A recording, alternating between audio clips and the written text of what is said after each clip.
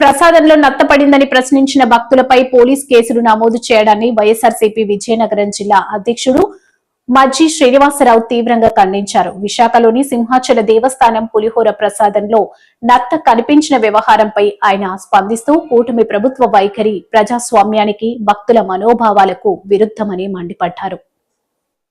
ఒక ప్రధాన ప్రతిపక్ష పార్టీగా మా బాధ్యతగా మేము చెప్తా ఉన్నాం. గౌరవనీయులు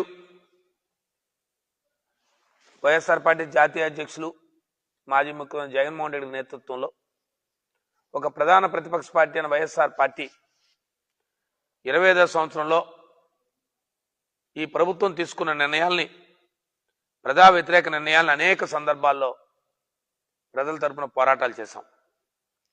ముఖ్యంగా విద్యార్థులు ఫీజు రింబర్స్మెంట్ అందున్న సందర్భంలో విద్యార్థుల తరపున పోరాటం చేశాం.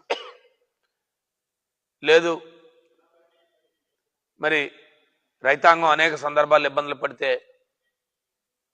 రైతుల తరపున పోరాటం చేశాం.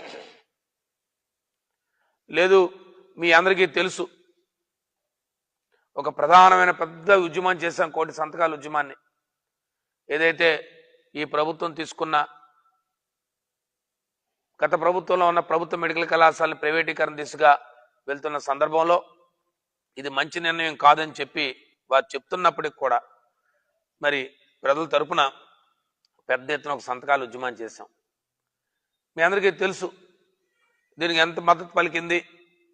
ఈ రాష్ట్రంలో ఉన్న అనేక వర్గాలు, ముఖ్యంగా అనేక రాజకీయ పార్టీలు మద్దతు పలికాయి, అనేక పౌర సంఘాలు మద్దతు పలికాయి, అనేక ఉద్యోగ సంఘాలు మద్దతు పలికాయి, విద్యార్థి సంఘాలు మద్దతు పలికాయి. ఈ రాష్ట్రంలో ఉన్న ప్రజలందరూ కూడా చెప్తా ఉన్నారు ఈ ప్రభుత్వం తీసుకున్న నిర్ణయం తప్పు అని చెప్పి. అయినప్పటికి కూడా ఈ ప్రభుత్వం మొండిగా ముందుకెళ్తున్నప్పటికి కూడా మరి వైఎస్ఆర్ పార్టీ ప్రధాన ప్రతిపక్షమైన వైఎస్ఆర్ పార్టీ జగన్మోహన్ నాయకత్వంలో పెద్ద ఎత్తున కార్యక్రమం చేశాం.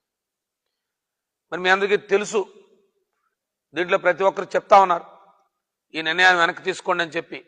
కానీ వాళ్ళు ఒకటే చెప్తా ఉన్నారు, మాకు అధికారం ఉంది, మాకు ప్రజలు మద్దతు ఇచ్చారు, మేము ఖచ్చితంగా మాకు నచ్చిన కార్యక్రమాలు మేము చేసుకుంటా పోతాం తప్ప మాకు ప్రజలతో అభిష్టం మేరకో లేదా ప్రతిపక్షాలు చెప్పాయానో మేము మా నిర్ణయాలు మార్చుకోము, అది ప్రజా వ్యతిరేక నిర్ణయం అయినప్పటికి కూడా మేము ముందుకెళ్తామని వారు చేస్తున్న మాటలే ఇవాళ ప్రభుత్వ మెడికల్ కళాశాలలు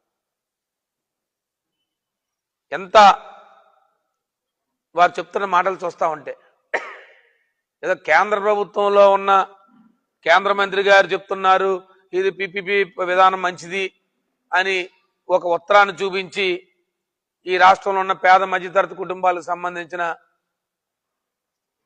ఏదైతే విద్య ఉందో, వైద్య విద్య ఉందో దాన్ని ప్రధానంగా వారు చేస్తున్న కార్యక్రమాల్ని ఇవాళ ప్రజలు వ్యతిరేకిస్తున్నప్పటికి కూడా వాళ్ళు సమర్థించుకున్న కార్యక్రమాలు చేస్తూ ఉన్నారు. కాబట్టి ఈ ప్రభుత్వం మీద ప్రజలు చాలా వ్యతిరేకత ఉంది.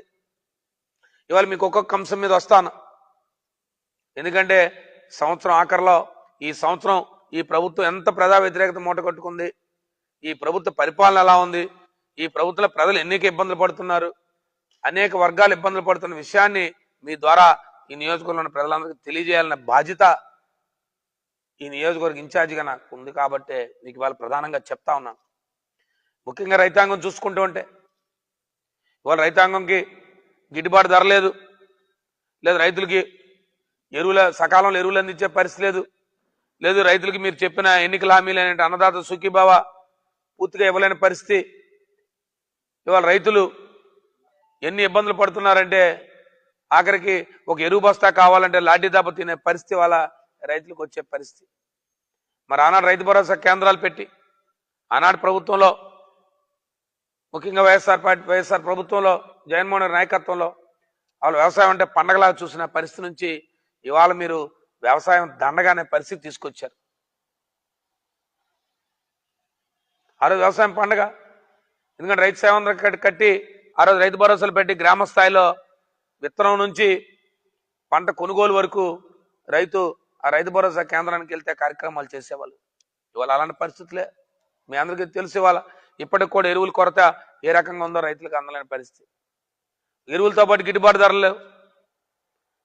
ఇవాళ రైతులకు హార్టికల్చర్ పంటలు చూశారు, మొక్కజొన్న కానీ వరి కానీ, లేదు హార్టికల్చర్లో కాయగూరలు వెజిటబుల్స్ కానీ, ఇవాళ ఎక్కడ మామిడికి కానీ ఎక్కడ కూడా ధరలు లేక రైతులు, మా నాయకుడు అనేక దీని మీద ప్రధానంగా ఉద్యమాలు చేశారు.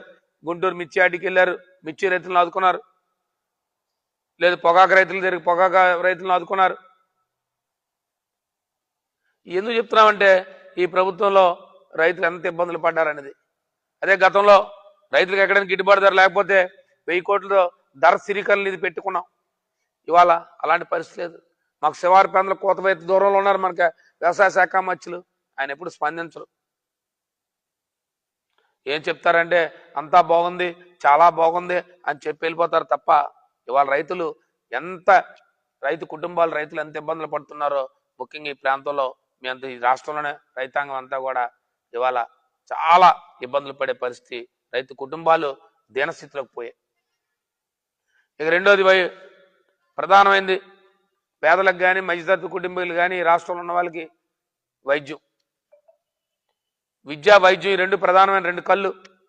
ఇవాళ విద్యా వైద్యం చూస్తూ ఉంటే విద్య ఓ పక్క నుంచి కార్పొరేట్ సంస్థలు, ఓ పక్క